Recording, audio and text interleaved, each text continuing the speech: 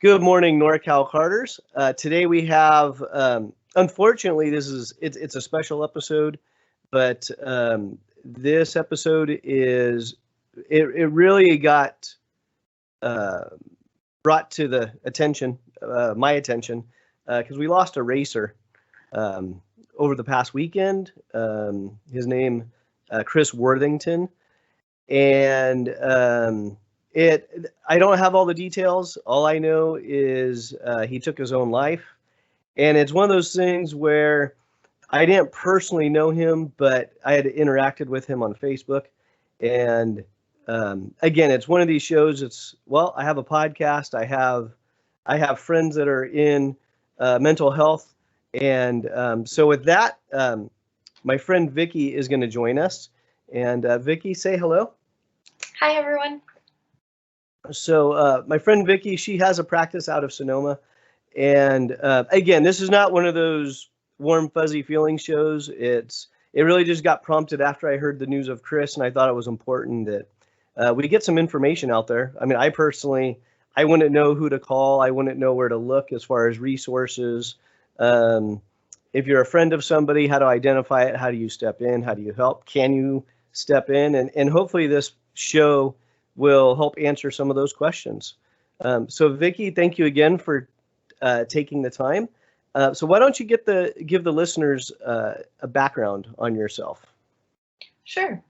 So I am a licensed marriage and family therapist, and currently I work in private practice in Sonoma with a colleague. Our practice is called Sonoma Valley Family Therapy, and we provide mental health services to, teens, adults, families, couples. But previously, I had worked for Sonoma County Mental Health for a crisis response team. So we worked a lot in the high schools, the public high schools there, but also a couple of the local colleges and agencies for people who were struggling with depression and thoughts of suicide. And we, would go and do a lot of crisis assessments, sometimes, and connecting people to resources, whether it meant they needed to go to the hospital or see a therapist, get a psychiatrist. And we also did a lot of suicide prevention trainings for the schools to teach people what to look out for, how to intervene, what to do. So it's definitely something I feel pretty passionately about, getting this information out there, because the more comfortable we are talking about this difficult stuff, the more we can help people who are struggling, that they don't feel like they have to keep it to themselves. So I'm happy to try to offer some of what I know here today. Yeah, thank you again for joining us. And without going too much into your own personal life, I mean, you've directly experienced substance abuse and things along those lines. And so when I heard, the news of Chris, you were the first person I kind of thought about. It's like, okay, well, who do I know that has experience with, this type of a crisis? So again, I thank you for coming on. And for those that are watching on YouTube or on one of the videos, in the description, I will put all of Vicky's contact information. So if you feel like you need to get a hold of her, she's also sent me over some resources. So I will put those on probably Google Drive and share the links so people can print those out as well. And again, I really don't know how this format is going to go. It's not my normal weekly podcast of race events, etc., and it's a very sensitive topic. So from your experience, is this? I honestly, I can't even get myself, mentally in the right place, probably, to ask the right questions. So I'll need your guidance, and your expertise on that side of it. But when you're dealing with people and it's a crisis center, was it typically they would call in? Is there an app? Is there a website? How can people, reach out to a center? Well, and just to clarify kind of your earlier comment, I think what you were meaning to say is I've had people in my personal life that struggled with depression, with thoughts of suicide, with addiction. So while I have that professional experience, I also have like the personal experience. And, you know, it's always interesting. Like you can know all of the things, but when it's in your life, it's very different handling it. So I have a lot of empathy for how difficult and stressful that can be.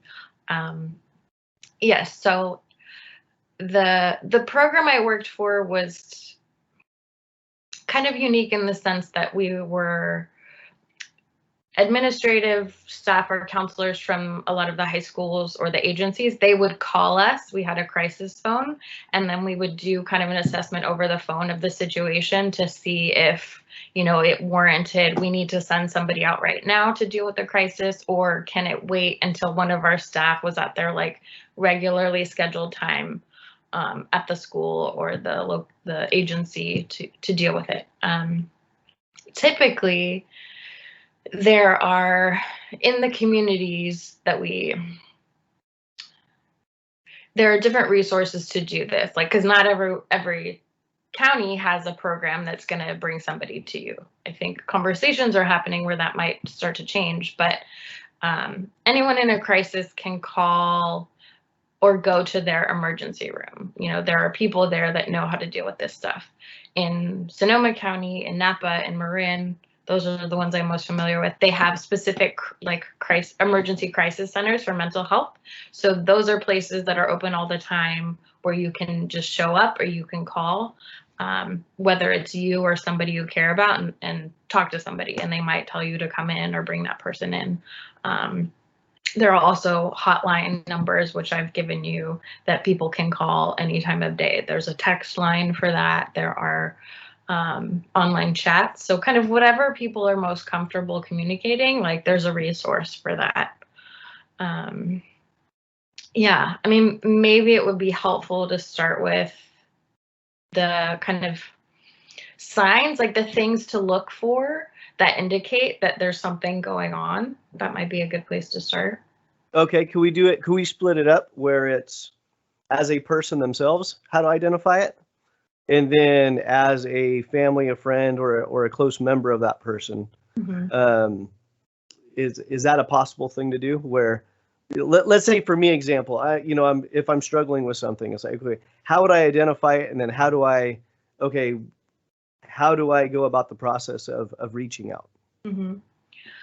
Well, I think the biggest thing for an individual is to notice how what they're experiencing is starting to have a negative impact on their life, right? You know, because obviously there's varying degrees of depression, anxiety, the different things people struggle with. But once the symptoms of, say, depression get so significant where it's really hard to get out of bed, you know, the things that you used to care about just don't have an appeal anymore. The fact that most of the day you're just feeling really down, or you're feeling super irritable, or there's this kind of preoccupation with death that's happening that's just kind of taking over, and it's impacting your ability to normally function in your life. Like that's when we start to know, okay, something is happening here that needs to be addressed. And it's hard for people to reach out for help. You know, I think there's this thing with depression where people feel like they're a burden to others, or they don't want, or maybe they don't deserve help, you know, that other people have it worse for them, so they should just figure out how to get over it. But the reality is that your experience matters. You know, it doesn't matter if this person has more trauma than you. Like, we can't even compare that stuff. It's how it's affected you, how you feel. That's important. We are all humans, and we deserve, you know, support. We deserve love. We deserve care, whatever that looks like. And so I always try to encourage people and build people up in that way. Like, you deserve that help, even if you don't feel that way. Like, I will tell you that. So finding one of those places where you feel comfortable reaching out, and oftentimes that tends to be like a family member or a friend that you're going to tell first. Which I guess can segue into being that family member or friend. What can you look out for to indicate maybe something's going on with this person, so I should check in on them, and then how to support them, right? Okay. Yep. Yeah, that makes sense. And now, as far as the actual, again, we're as the person experiencing certain thoughts, at what point should that person be worried that, okay, this is no longer healthy for me to, is it a single thought that crosses your head, or is it something, is there some sort of a parameter that you look for as a professional, or questions that you ask them to kind of qualify them? It's like, no, this person is in an imminent danger, or, this person just had a bad Friday night. I mean, it's. Yeah, good question. If I'm working with somebody, then we're having conversations around, okay, what are these thoughts that you're having around suicide or death? What do they sound like? Are there any specific plans that you're thinking about?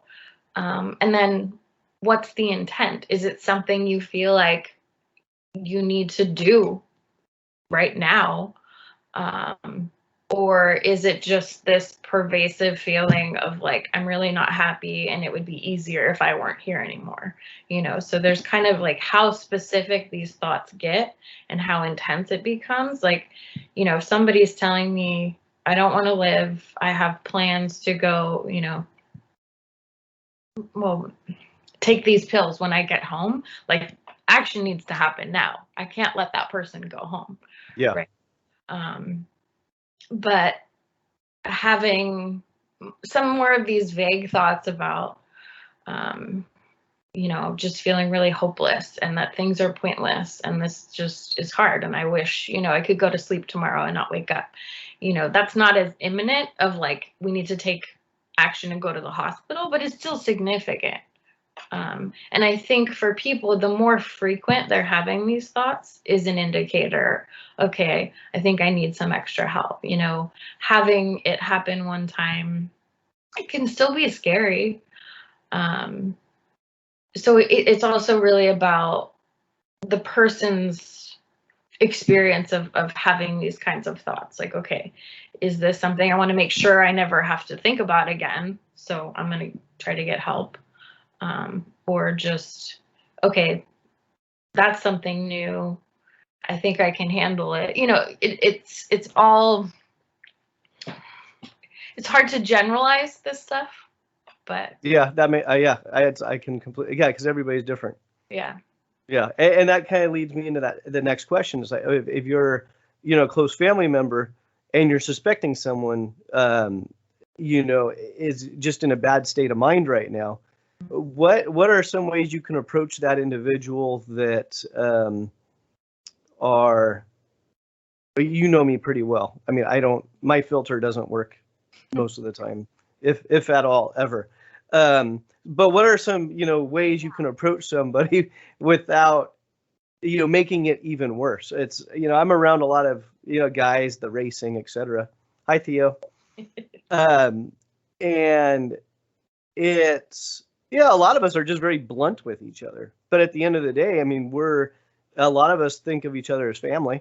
Again, that's what prompted this podcast is, the news spread across karting, and it was is heartbreaking. Yeah. And so again, as a close friend to someone that you're suspecting you don't know, how can you approach someone like that? Yeah, good question. And I think just to kind of preempt that, some of the biggest things to look for are a change in behavior, right? So we know our friends and family pretty well. So if we're observing them acting or talking differently, and there's something about it that feels not right, like this isn't normally how this person is, or like they used to be so full of energy and now they seem like they're really dragging, or they barely show up for events, that change in behavior and then the hopelessness piece, I think, are some of the biggest indicators that these thoughts might be happening. And I've given you a list of a lot of the signs, you know, and they can be, yeah, people can't read that. No, they can't. But I will post a link online. And they can be pretty direct. Like some people will say like, why, well, you know, I might just go kill myself this weekend. And you're kind of like, why, who would say that, you know? But sometimes people are kind of putting it out there to see what people will do. And then other times it's subtle. It's just like, okay, well, I don't know if I'm really gonna, you might not see me here again. And so sometimes it's this verbal things that people say, or that they're, you know, the way they talk about stuff, it seems really morose or down or negative. And then sometimes it's the behavioral stuff that you'll notice, right? That, you know, we had a kid once that was like wanting to go to his grandpa's cabin, and it was very strange for him to be wanting to go there at that time of year, and he kept asking his dad, you know, to go there. And then come to find out, it was because he knew there was a gun at that cabin and he wanted to use it. So and it didn't happen, you know, he got an intervention and was okay. But things like that, where there's just something about it that's not right. It's not normal. And then also having really difficult stuff in your life. You know, none of these things alone, like, you know, you lose somebody important to you, you lose a job, you know, have to move. Like transitional stuff can be really hard. And it doesn't mean someone's going to think about suicide, but it means their risk increases to that being on their mind. And the more kind of difficult things happening, the more likely that people can go there. So if you are noticing any of these things with a friend, honestly, the best way, in my opinion, is to like directly ask, like, hey, you know, I've noticed that you haven't really been around a lot, and when you are, you're not as engaged. I'm wondering if, you know, something's been going on with you, if you're feeling kind of depressed or having any thoughts about ending your life. Like the more open you can be to like asking these questions, it's giving that person permission to do that too. Okay. And I think the important part is to try to withhold judgment.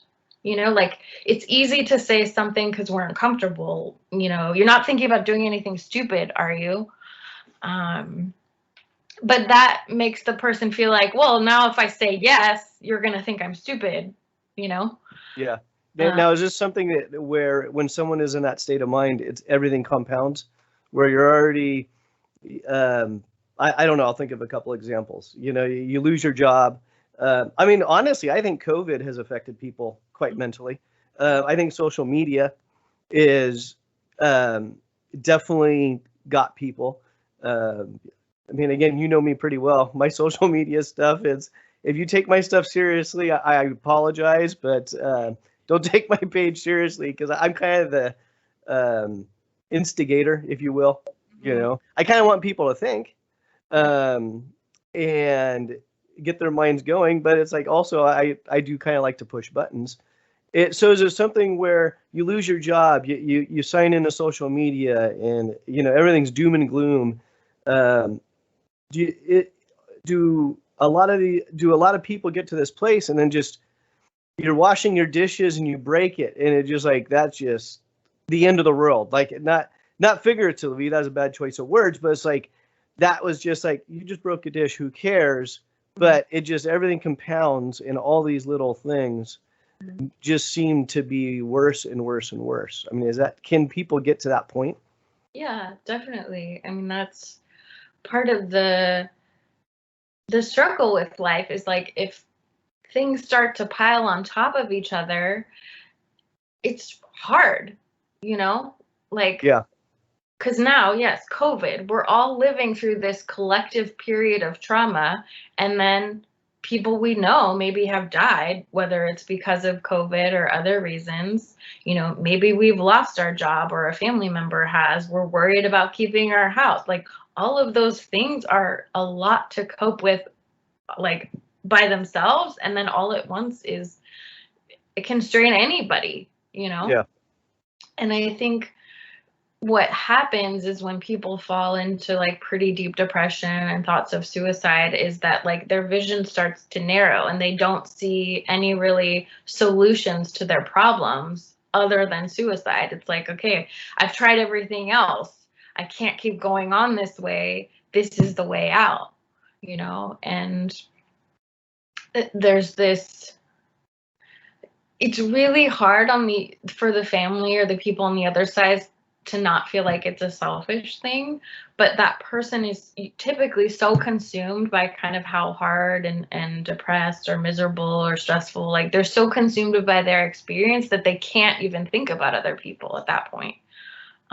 It's taking all of their energy just to get out of bed, you know? Yeah. No, and that's a great way to go into the next part.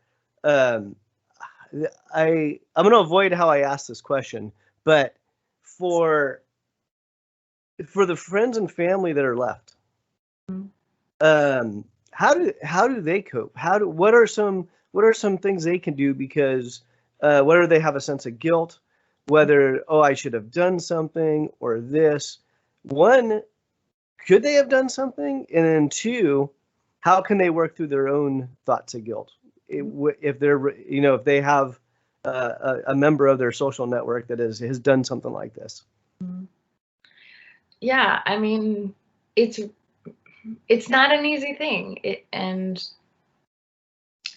obviously the situations are very different depending on what happened, why it happened, what that person was going through. But the experience of grief after a suicide, there's a lot of commonalities there, that you replay everything that happened, the what ifs. And I think a disclaimer to say is like, you can't be responsible for what you didn't know. And hopefully by having this conversation, we are giving people more information so that they know more about what to look out for and what to do in those situations. But it's so common for guilt to come up because now you're playing back everything that happened, and you can be like, oh, actually there were signs there. Yeah. And I would say, the statistics show that like 80 to 90% of people show some kind of warning signs before taking action.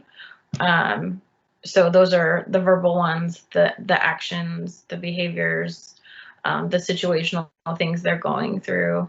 But then there is that 10 to 20% that show no signs, so there wasn't a way for people to know.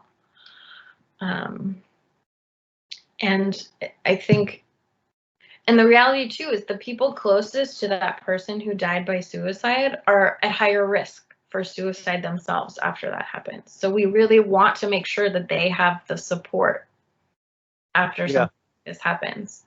And with grief, it helps to be able to grieve with other people who knew that person. There's something really special about that shared experience, and it feels a little bit less lonely. So, that's why these rituals we have, continue, these memorials, celebrations of life, or in different cultures, they might grieve for a week together. So all like being able to do that helps the healing process. And I think it's also just getting to the basics in that, like the quick aftermath of something like this, of like making sure you're getting enough sleep, that you're eating healthy, that you're staying hydrated, that you are being active in some way, and just taking really good care of yourself, because grief is hard. And unfortunately, there's no quick way through it. Like, you have to feel it, you can't go around it. And it's never gone, but your relationship with it changes, and you learn how to live with it. You know, you learn how to live with that person being gone. Yeah. And you had mentioned like memorials and things and getting around people. I know a lot of churches also offer like grief share. So if you're more of the type of person that's more spiritually grounded or based in, but you feel like, okay, well, I don't really have anywhere to go. I know a lot of churches do offer sometimes even weekly meetings where they have a weekly grief share meeting. And again, I will post the resources that you sent over. And then if you're listening or watching, and you have a resource that you would like to share, you know, put it in the comments. However you're coming across this video or podcast, just put it in the comments, like, oh, whether it was yourself that you used a service, etc. Yeah, just post it below, because my hope, you know, that this podcast isn't just Norcal Karters, is that it goes across the country. Again, with Chris, he was across the country, but the news spread very quickly. And again, it's sad. And again, I appreciate you taking the time, because it's, I mean, I guess with Google and everything, is like people say, you and I have had some great conversations in the past. And you've said to me, you know, years ago, well, if you didn't know you had access to a resource, then you're kind of underprivileged. And you and I, we're not going to get into politics on this one. But I've always thought about that comment you made, and it's, my attitude was more brash, like, well, there's Google. Well, if you don't know there's Google, then yeah, you don't know to look for Google, right? And so with this situation, if you don't know where to look, it's kind of like, it's just a black hole, if you will.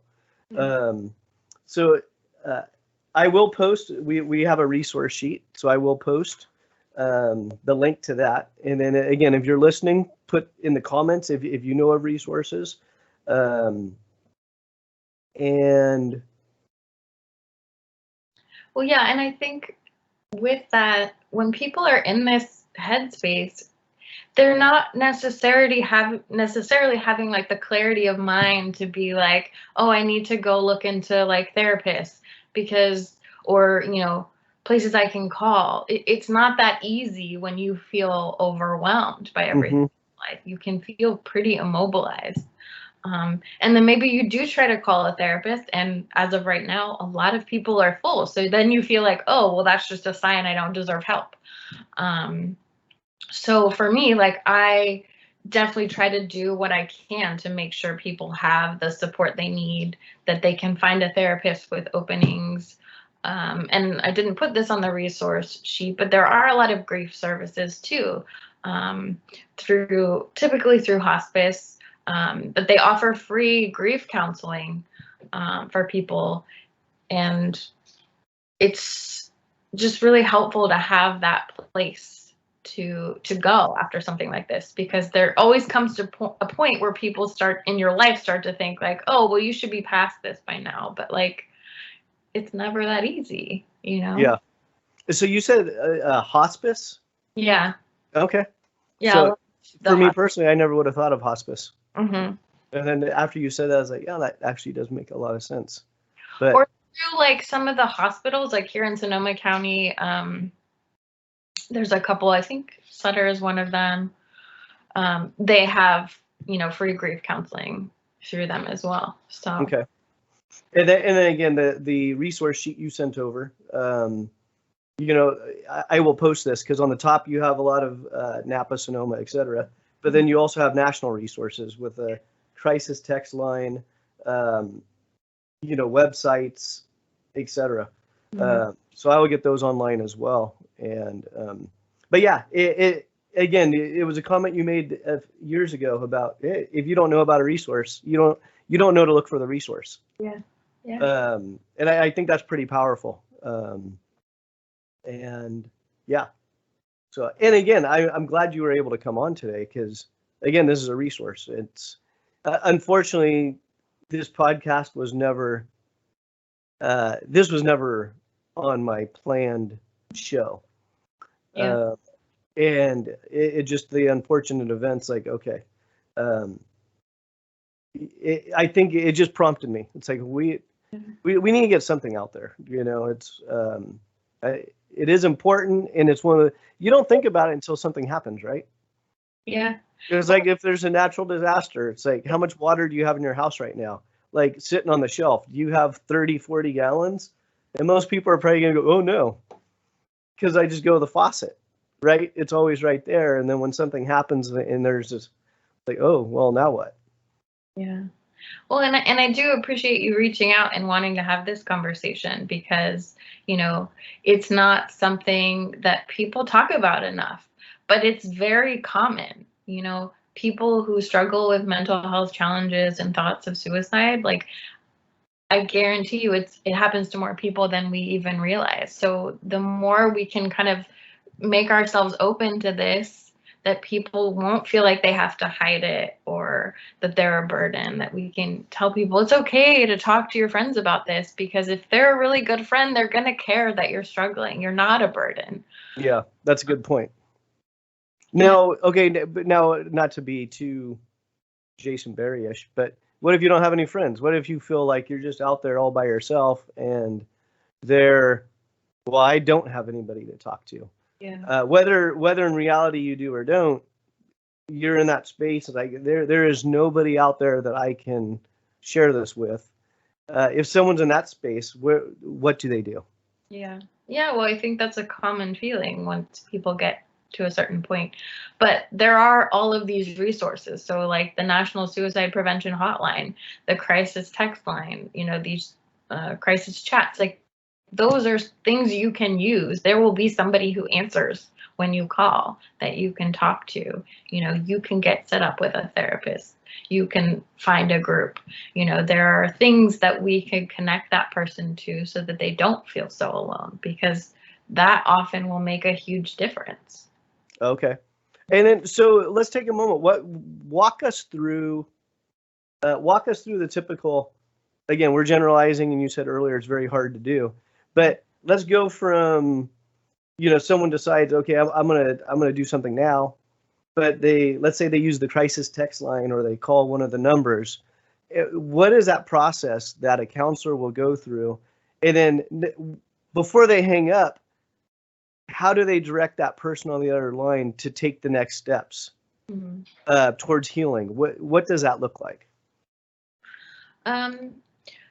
So I haven't worked for like a suicide hotline, but kind of how I imagine it works is, they talk to the person about what's going on. They're listening, they're validating, they're getting a sense for what they're thinking and feeling, and being that, supportive ear.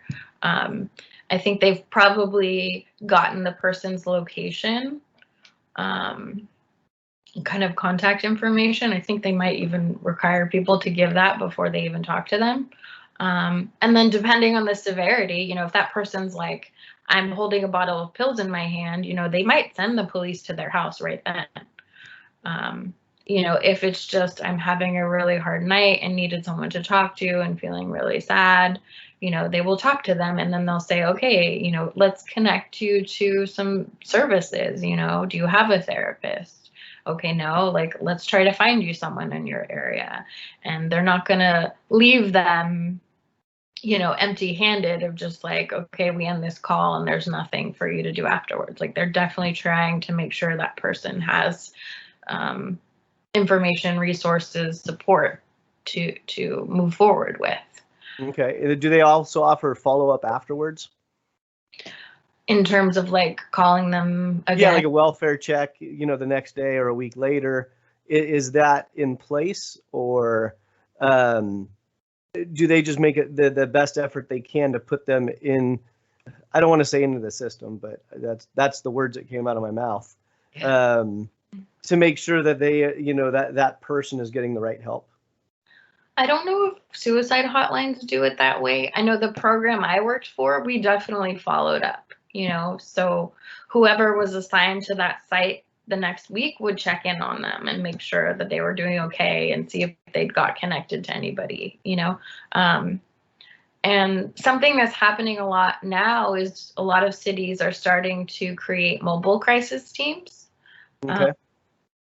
And so I think that would definitely be a part of it, because, you know, people in a crisis, sometimes it's hard to take action, but that follow through is definitely important. And I think for family and friends, that's good to know. Like, you have a conversation with somebody who tells you they're struggling. It's okay to then check in with them later and just be like, hey, you know, I've been thinking about you since our conversation. How are you doing? Did you get connected to a therapist or, you know, this services or support group yet?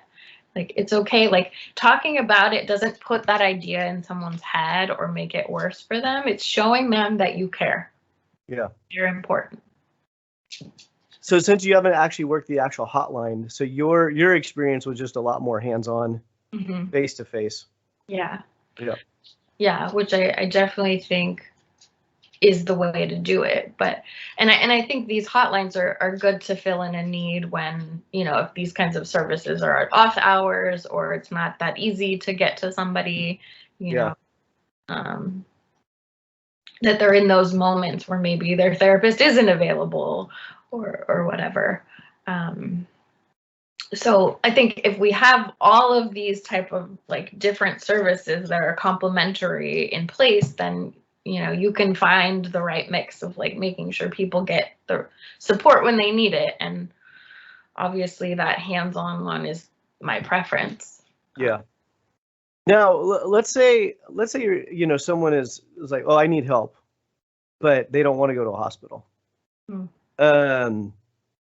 There's a lot of stigma for a lot of people. Me personally, there's just a lot of stigma around a hospital. It just, oh, only sick people go there. It's like, oh, I'm not sick, except like whatever it is about a hospital. I'm a germaphobe, so I just only sick people go to hospitals. Is it like police stations, firehouses? Can someone go to a place like that and kind of say, hey, I need some help, and this is what I'm dealing with right now? And are you aware of, like, will those different departments then bring the appropriate people in? I think that they probably would. I wouldn't say that that's necessarily like, I mean, obviously getting someone help and support is what needs to happen when they need it. I wouldn't say that that's what I would recommend, you know, because those, you know, police and firehouses, like, they're not really set up for dealing with a mental health crisis in that way. And you're right, there is a big stigma about this, and like, what are people gonna think about me, or like, what happens, you know, if I do get hospitalized? You know, could that affect my career, the things that I'm doing? And these are all valid, important concerns, but I think at the end of the day, like, keeping that person safe to get through this crisis, because typically it's a window of time where this is like imminent, right? That when people get through that with the right help, that they don't continue to think this way. So I've had to do it in my job where it's like someone doesn't want help. They don't want to go to the hospital, but they're, you know, have these imminent plans to end their life. So we're going to get them that help. And so sometimes it's hard to be that person to say, I hear what you're saying, but like, I think you deserve this help. Like, I'm not going to let you just end your life. If I have this information that you're planning to do this, like, I care about you enough to do this for you, even when you think you don't deserve it, you know? And maybe some of these crisis centers, like, obviously there's hit or miss on experiences with those, but that's what they're designed to do. That's what people specialize there. And it's a bit of a different environment than just a regular hospital. But you have to go to what's available in your community. I think these mobile crisis teams are good because they can come to you. So the more we do that, the easier it is, where you can just call for the mobile support team and say, like, this is what's happening. I need someone to come talk to my friend or my husband or whatever. And that the more accessible we can make this, the more we can get people help where there's not all these barriers. You just gave me a great place to end this podcast. And I'll give you a moment to think about it, because I'm terrible as an interviewer. So I didn't give you like any real outline ahead of time. But as you were talking, I think a great place, take a moment to think about, and I know you have to be very careful how you say it because of privacy issues, but if you can just give us an example and recall a time where you have helped someone walk through these steps and they have recovered, and after the fact they were in a much better mental place. Do you have a particular story you can vaguely share with us that gives people that hope? It's like, yeah, there is hope after this. They become in a much better place. Their life improves dramatically. Is that something you could share with us? Yeah. And I'll give you a moment to figure out how you want to word it, again, for the privacy reasons. Yeah, there's one.